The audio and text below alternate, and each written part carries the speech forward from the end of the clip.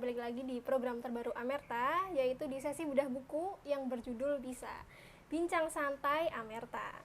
Kalau di episode pertama kemarin, kita kedatangan perempuan-perempuan yang inspiratif. Kali ini di episode yang kedua, kita kedatangan sosok laki-laki yang inspiratif.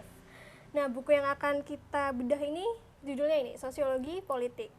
Sebelum kenalan sama penulisnya, perkenalkan dulu, saya Amara yang kali ini akan membawakan podcast Bincang Santai Amerta. Nah, sekarang langsung aja kita kenalan sama penulisnya. Silahkan, Mas Yon. Iya, Mbak Amara. Ya. Selamat pagi, menjelang siang, menjelang sore, dan menjelang malam. Jadi ini bisa ditonton di setiap waktu untuk pemirsa bisa ya? Iya, bisa. Pemirsa Bincang bisa. Santai Amerta. Ya, saya Daryono. Saya saat ini sebagai anggota Bawaslu Kabupaten Banyumas, Koordinator Divisi Pengawasan dan Hubungan Antar Lembaga. Saya hadir di sini memenuhi undangan dari Amerta Publishing, ya. Jadi terima kasih, Mbak. Iya, sudah sama-sama. diundang. Terima kasih Mas Yon Iya. sudah menyempatkan hadir. Cukup seperti itu perkenalannya. Iya, boleh. Iya.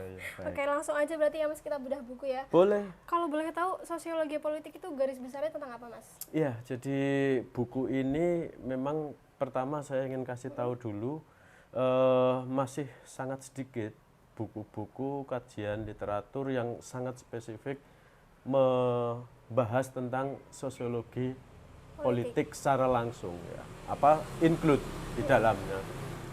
Seringkali ada sosiologi hukum ada, sosiologi perkotaan ada, sosiologi pedesaan ada, ya, sosiologi budaya ada.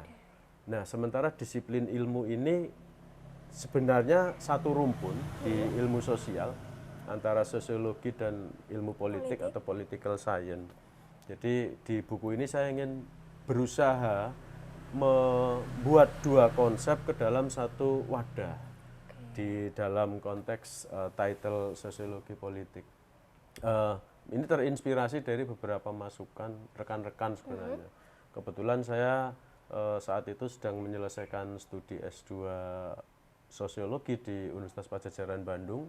Di situ saya ketemu dengan beberapa pembimbing di sana, dan kebetulan ada Dr. Fedri, kemudian ada Profesor Fadil, itu mensupport betul. Berarti ya. pembuatan buku ini ketemu orang-orang hebat juga ya, Mas? Iya, rata-rata mereka expert di bidangnya. Kalau Prof Fadil itu dia mengajar juga di Malaysia, tapi dia lebih fokus di antropologinya sebenarnya. Kemudian Ari Ginanjar PhD, ini pembimbing juga.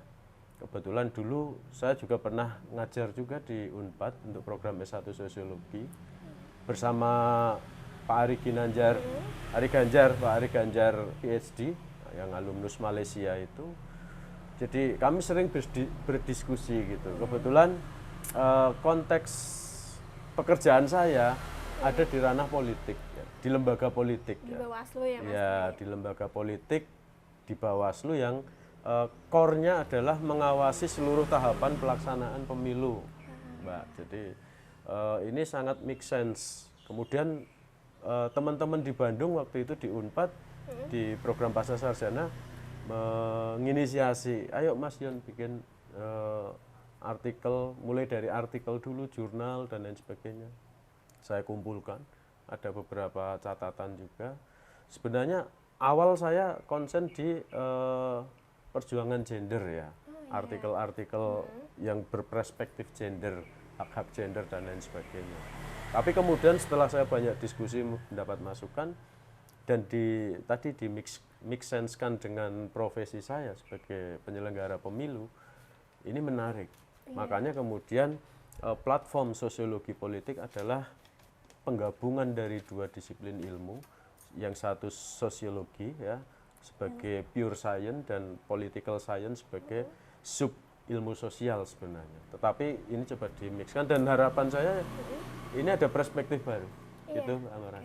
Mas Yon, saya kan sempat baca bukunya nih. Dari dalam buku Sosiologi Politik ini, masyarakat adat menjadi subjek penelitian. Betul. Nah, di buku ini yang diangkat itu masyarakat adat Kalitanjung. Iya. Itu kenapa yang diangkat masyarakat Kalitanjung, Mas? Iya. Apa ada yang spesial atau gimana? Ya pasti ya Mbak Mara. Jadi ketika saya menemukan menemukan komunitas masyarakat adat Kalitanjung, tentu saja saya sudah ada pra-riset dulu. Iya. Ya, pra-riset terkait dengan masyarakat adat.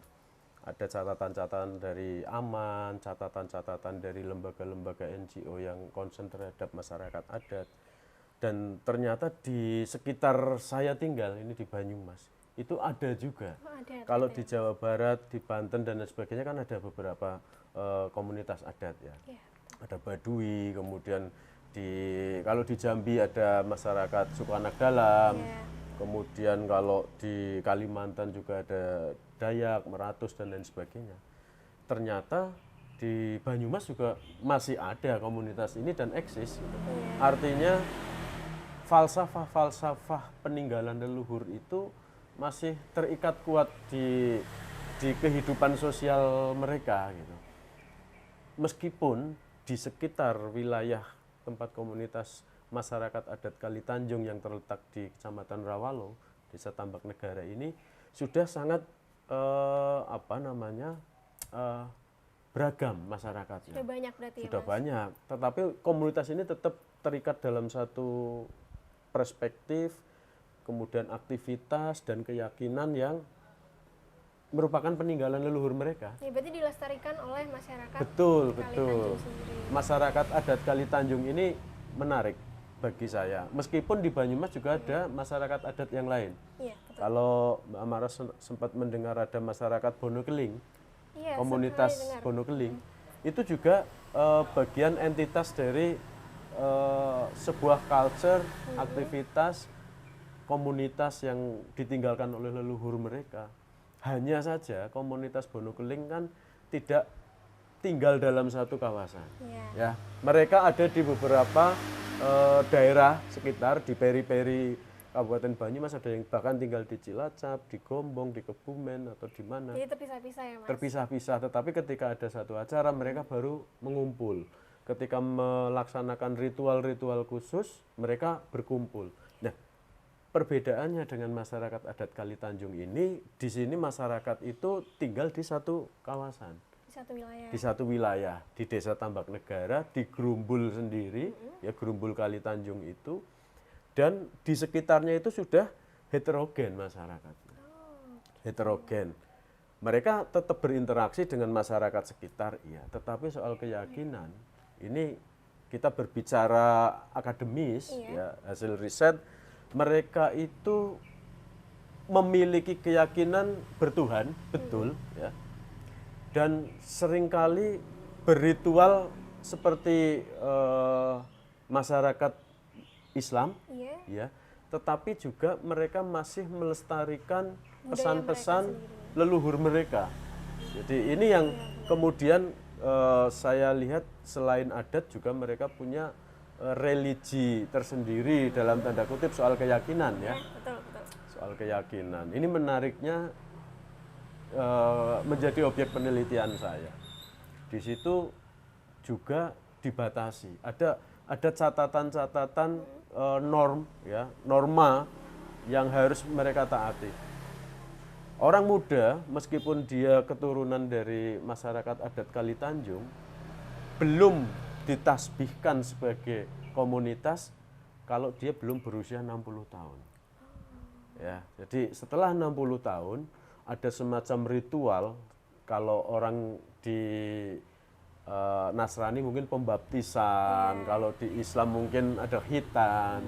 Tapi di komunitas ini ada satu ritual yang orang itu ketika nanti harus dideklarasikan sebagai penganut adat Kalitanjung, dia harus sudah berusia 60 tahun dan melewati proses ritual yang menurut masyarakat umum ya cukup berat. Ada laku ya, kemudian dia harus berjanjinya juga dia harus dengan konsekuensi. Salah satunya yang menarik, ketika dia sudah berjanji, ya, dia berjanji betul kepada Sang Hyang Widi, pencipta alam semesta, kalau melanggar janji itu dia siap untuk mati saat itu juga bila dilanggar. Ya, ini catatan sosiologis yang menurut saya menarik karena di sekitar kita, di area tempat kita tinggal saat ini masih ada komunitas adat yang betul-betul melestarikan budaya dari iya, leluhur. pesan-pesan leluhur mereka. Itu catatan saya tentang buku ini, ya. Dan meskipun mereka kadang ada game begini, masyarakat adat itu orangnya tertutup, gitu ya. Orangnya terisolir, ya. Di masyarakat adat Kalitanjung mereka tidak tertutup. Mereka cenderung open mind. Jadi terbuka ya Mas untuk membantu penelitian buku sosiologi Sangat politik. sangat terbuka dan mereka aware. Ya, mereka aware. Hanya saja mereka itu patuh betul terhadap pesan dan janji mereka ketika mereka ditasbihkan sebagai anggota komunitas adat. Jadi tidak sembarangan orang bisa masuk ditasbihkan menjadi salah satu pengikut adat Kalitanjung itu. Oke. Nah, tadi kan sempat di-mention juga kalau Mas Yon ini kerja di Bawaslu ya, Iya, Mas? iya saat ini. Tolong dong Mas kasih tips biar bisa produktif antara nulis buku tapi tetap produktif juga di kantor. Itu gimana sih Mas tipsnya buat Sobat Amerta? Sebenarnya gini Sobat Amerta, pemirsa bisa ya. Iya. Saya coba ingin jelaskan begini. Karena saya bekerja di lembaga penyelenggara pemilu, di lembaga pengawas pemilu, kami memang punya tugas, salah satunya adalah melakukan proses-proses sosialisasi edukasi. Ya. Proses sosialisasi edukasi dan pencegahan. Nah, kemudian ada engagement. Kita diharapkan bisa mengengage masyarakat atau melibatkan masyarakat supaya apa? Supaya ikut aktif. Dia aware terhadap proses demokrasi. Demokrasi yang baik tentunya ya.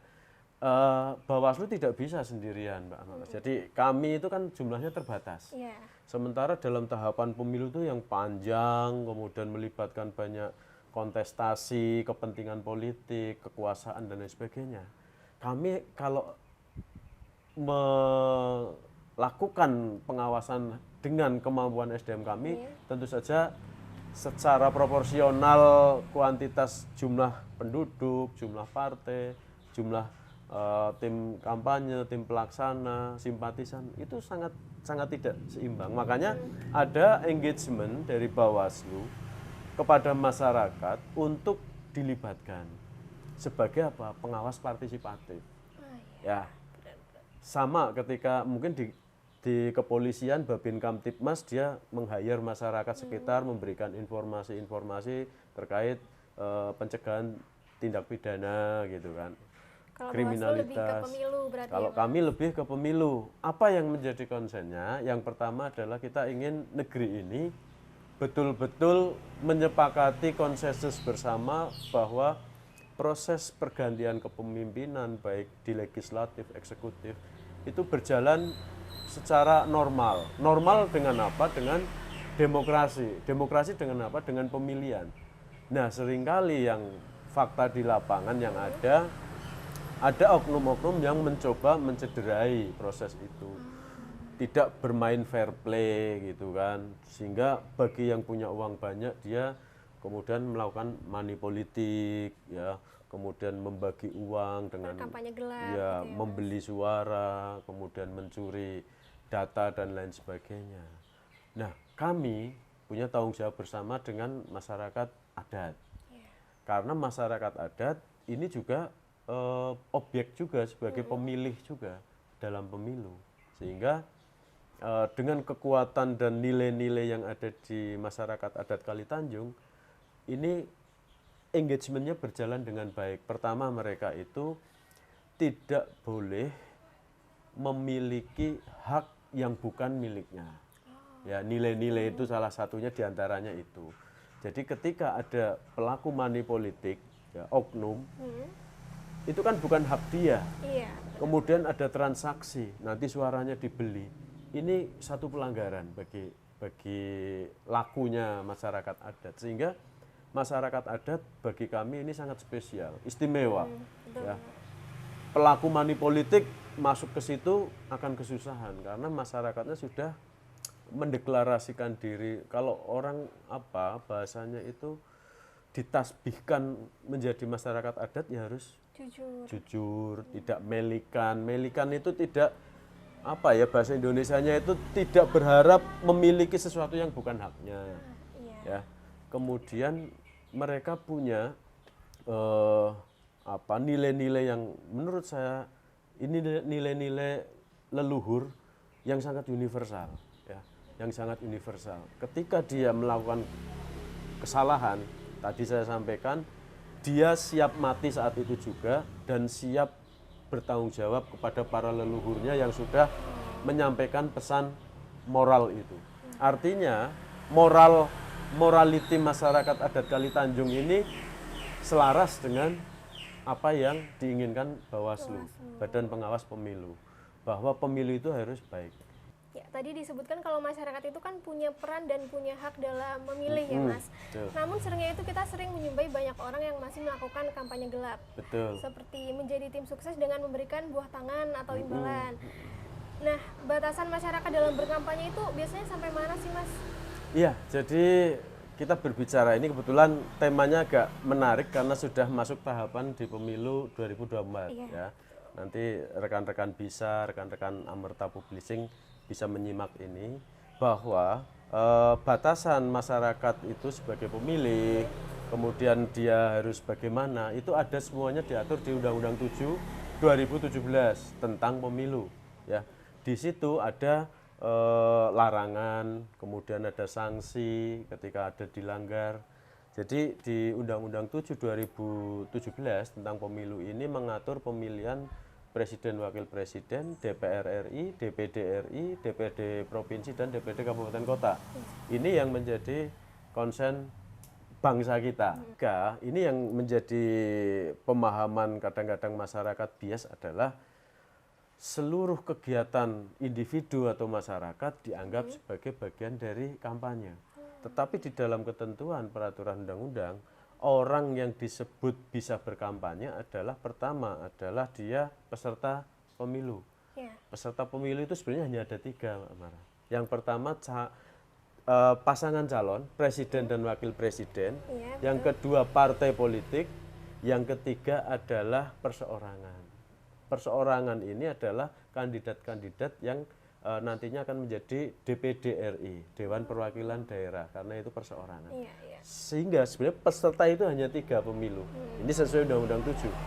Nah, kemudian di peserta pemilu ini boleh mendaftarkan tim pelaksana kampanye atau tim kampanyenya ke KPU. Nah, orang-orang inilah yang didaftarkan ini yang kemudian dia punya hak berkampanye, begitu. Tetapi seringkali tadi pertanyaannya kan masyarakat ada banyak yang curi-curi start kampanye dan lain sebagainya. Betul. Itu sebenarnya mereka tidak punya hak secara legal karena mereka adalah hanya pemilih, bukan tim pelaksana kampanye yang didaftarkan ke KPU. Nah, kami mengawasi itu. Jadi ketika ada sesuatu laporan atau temuan, laporan dari masyarakat atau temuan dari jajaran kami terus menindaklanjutinya. Person yang dilaporkan atau yang ditemukan melakukan dugaan pelanggaran pemilu, ini siapa? Apakah dia bagian dari peserta pemilu yang 3 tadi, atau dia bagian dari tim pelaksana kampanye yang resmi didaftarkan ke KPU. Nah, ketika tidak, ini apa mekanisme selanjutnya? Jadi kita berbicara pemilu itu sebenarnya suatu hal yang sangat luas ya, yang memang tapi harus dipahami. Apalagi anak-anak muda. Karena di pemilu 2024 itu mayoriti pemilih adalah anak-anak muda. Generasi milenial, generasi Z ya. Mungkin saya baby boomers sudah bagian dari praktisinya, entah yang mau nyalek, entah yang mau nyalon jadi dewan, entah yang nyalon jadi presiden wakil presiden. Tetapi mayoriti pemilih besok anak-anak generasi milenial dan generasi Z. Mbak Mara generasi apa? Saya kebetulan milenial. Milenial. Nah, Terdapat kendala nggak sih Mas dalam perlibatan masyarakat umum dalam penyelenggaraan pemilu? Ya, kita sudah melaksanakan pemilu dari tahun 1955 itu sudah berkali-kali ya. Lumayan lama ya Mas? Lumayan lama, dan di era reformasi kita juga mulai tahun 99 juga sudah. Bangsa ini sedang dalam proses meniti, ya, meniti ke arah bagaimana kita berada di benang demokrasi yang terbaik. Karena jujur diakui, regulasi kepemiluan itu selalu berubah. Setiap tahun berubah terus ya Mas? Setiap rezim ya itu punya potensi untuk mengubah undang-undang. Ya, misalkan Undang-Undang 7 2017. Ya. Di pemilu sebelum 19 itu ada Undang-Undang 15, 11 misalkan, ada Undang-Undang 8 dan lain sebagainya. Tergantung para wakil rakyat kita di Senayan, kemudian di pemerintahan, ya di eksekutif. Tetapi sebenarnya kalau kita berbicara demokrasi, Mbak Amara, di Indonesia itu ya ibaratnya, kalau jangan kita bandingkan dengan Amerika ya. Amerika tahun 1776 dia sudah mulai meniti. Kemudian di Yunani, nah, Demos dan Kratosnya sudah dilaksanakan jauh-jauh hari. Kemudian di beberapa negara yang lain mereka lebih dulu. Indonesia baru secara resmi sejak Indonesia Merdeka 45, pemilu itu digelar tahun 55. Kan ada jeda berapa tahun? 10 tahun. Iya. Ya. Kemudian setelah 55 itu tidak ada pemilu lagi. Ada pemilu lagi itu setelah masuk di Orde Baru. Ya. Iya, Orde Baru tahun 72, ya, tahun 72. Artinya 72 kemudian kita sudah mulai rutin 5 tahunan gitu ya. Masuk ke reformasi, kita sudah tertib 5 tahunan, artinya tadi benang demokrasi kita sedang kita berdirikan ini. Ibaratnya benang basah, kan susah sekali ya untuk didirikan, tetapi kita optimis bisa. Kita optimis bisa, nanti benang demokrasi negeri ini bisa berdiri, dan ketika sudah berdiri, maka kita sudah tidak ada problem lagi, money politik, kampanye hitam, kemudian politik identitas, itu sudah ketinggalan zaman, sudah tradisional. Besok mungkin suatu saat generasi setelah kita, pemilu dilaksanakan dengan sangat fair, ya, fair play, ya, fairness juga, bahwa orang sudah tidak mempan lagi dikasih duit untuk nyoblos nama orang untuk jadi anggota dewan atau presiden atau bupati dan lain sebagainya. Artinya kita sedang menuju ke sana. Saat ini mungkin karena masih proses, ada kendala seperti tadi, ada yang membagikan sesuatu dengan maksud tertentu, memobilisir orang dengan maksud tertentu juga. Nanti setelah mereka duduk lupa gitu. Ya ini bagian dari proses. Makanya tugasnya Bawaslu lumayan ini juga ya Mas, sibuk ya untuk karena mengawal Bawaslu ini. itu, Mbak Amara, bisa melakukan pengawasan dan bisa melakukan penindakan dugaan pemilu. Kalau dugaan pemilunya pelanggaran administratif, Bawaslu bisa langsung jadi eksekutornya. Ya. Kalau pidana pemilu, Bawaslu di situ ada sentra Gakumdu yang terdiri dari Bawaslu, Kejaksaan dan Kepolisian, membahasnya apakah masuk unsur pidana pemilunya. Jadi kami juga bisa menjadi hakim sidang adjudikasi. Jadi sengketa proses, di dalam proses pemilu, kami bisa duduk sebagai hakim. Hakim sengketa proses untuk bisa memutuskan sebuah sengketa yang diajukan oleh pemohon. Jadi ini memang kewenangan Bawaslu itu, ini ya pengawasannya ada, mirip kepolisian, penyidikan ya, penyidikannya ada. Sibuk ya Mas? Penyelidikannya ada gitu kan. Intelijen kalau penyidikan itu sudah masuk ke lingkup aturan hukum, dugaan pelanggaran. Kemudian kita bisa membuat kajian hukum yang berisi dugaan pasal-pasal yang dilanggar, mirip seperti tuntutan jaksa, Iya. ya. Kemudian kita juga bisa menjadi majelis sidang adjudikasi, kewenangan hakim. Jadi Bawaslu itu lembaga yang saat ini oleh undang-undang diberi amanah yang memang cukup luas. Iya. Ya, kalau polisi dia tidak bisa menyidangkan, dia hanya menyelidiki dan melakukan penyidikan. Jaksa tidak bisa menyidangkan, dia hanya menyampaikan tuntutan. Dia bisa melakukan penyelidikan dan penyidikan dan penuntutan, tapi tidak bisa memutus. Hakim tidak bisa melakukan penyelidikan, penyidikan, penuntutan, dia hanya bisa memutus. Tetapi Bawaslu bisa, semuanya bisa. Hingga saat ini hebatnya Undang-Undang 7 2017, kewenangan yang diberikan kepada Bawaslu. Oke. Ada nggak sih Mas pesan dan harapan yang ingin disampaikan ke masyarakat, khususnya yang udah baca buku sosiologi politik? Ya, jadi saya berharap orang yang sudah membaca buku terbitan Amerta ini, Sosiologi Politik yang saya tulis, itu dia termotivasi bahwa penting pertama mempelajari masyarakat, karakternya, karakteristik komunitasnya, nilai-nilai yang ada di dalamnya secara sosiologis tentu saja. Yang kedua, kepentingan politik kita hidup tidak bisa di Indonesia itu tidak bisa lepas dari politik. Iya, benar banget. Hasil kebijakan politik itu bisa macam-macam. Kenaikan BBM itu kebijakan politik. Ya, Anda parkir sepeda motor, parkir mobil itu kebijakan politik melalui Perda, Perbub, ya. Itu kebijakan politik meskipun lokal, ya. Anda makan di restoran, ada pajak restoran.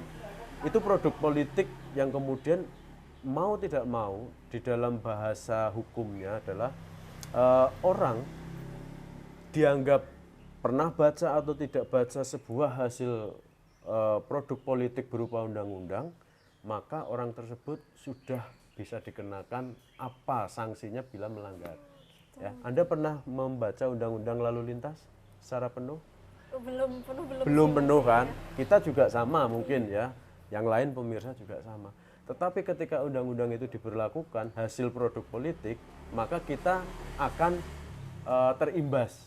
Iya betul. Betul. Nah, dengan buku ini kita berharap bahwa sumber dari proses tadi ada undang-undang, ada perbub, peraturan pemerintah, perda. Awalnya dari mana? Dari pemilu, proses pemilu. Ya, ketika proses pemilunya kita bisa tata dengan baik, harapannya adalah menghasilkan pemimpin-pemimpin yang baik, wakil-wakil rakyat yang baik, dan mereka akan membahas peraturan-peraturan regulasi dengan baik pula. Iya, ya, benar, Mas. Berpihak kepada masyarakat, berpihak kepada kita. Kita yang akan menikmati hasil produk diskusinya para politisi itu. Nah, di buku ini saya ingin sampaikan sumber dari permasalahan yang ada di sekitar kita adalah di tahapan pemilu. Maka pemilu harus dijaga di awal.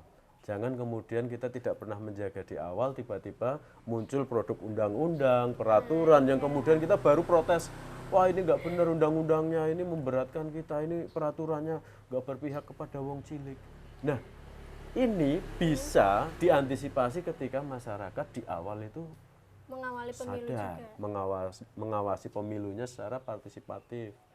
Ya, komunitas adat Kali Tanjung bagian dari embrio engagement Bawaslu, di mana masyarakat ini tanpa harus diajari mereka sudah tahu dan paham. Memilih pemimpin itu yang baik bagaimana. Ketika dia tidak menerima pemberian money politik dan lain sebagainya, dia sudah tahu karena perintah leluhurnya demikian. Ketika melanggar dia akan sumpah saat itu dia akan mati, dia harus terima. Ya, kemudian dia akan dikutuk oleh catatan-catatan komunitas leluhurnya. Jadi kita belajar banyak dari teman-teman di komunitas adat Kali Tanjung, dan saya terima kasih kepada Kiai Muharto. Kiai Muharto itu ketua adatnya, banyak memberikan catatan-catatan diskus kita soal adat Kali Tanjung. Ya, dapat banyak insight baru juga ya, Mas. Betul. Jadi kita harus terbuka sekarang. tidak selalu masyarakat adat itu tradisional, primitif, ya, kemudian tidak tahu perkembangan situasi nasional dan aktivitas serta nilai-nilainya lebih jelek dibanding masyarakat modern. Belum tentu, karena kita banyak belajar dari masyarakat adat justru.